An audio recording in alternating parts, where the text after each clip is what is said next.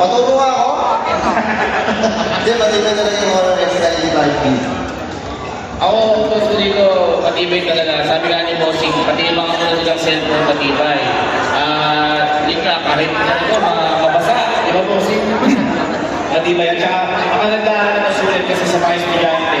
Hindi ka agad masisira. Alam natin, kahit mahirap yung pera. Kaya, sobrang tindi na to. Yung X90, napakatibay na kapag natin kung saan-saan, pinagulungan, binato. Kaya, X90, napakatibay.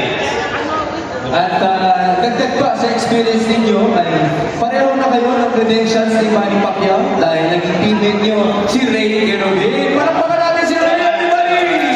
Teammate natin si Sir. Ray, ikaw, ano masasabi mo sa experience na yun? At ano masasabi mo sa Honor X95 G4?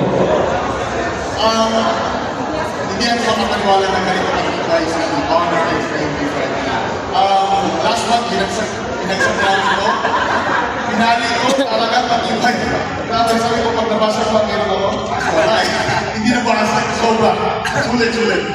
There you have it, Ray Genovese, Malupiton, and Sergey Bin. Everybody will now have our photo opportunity with the three of them here in front. Sila munang tatlo.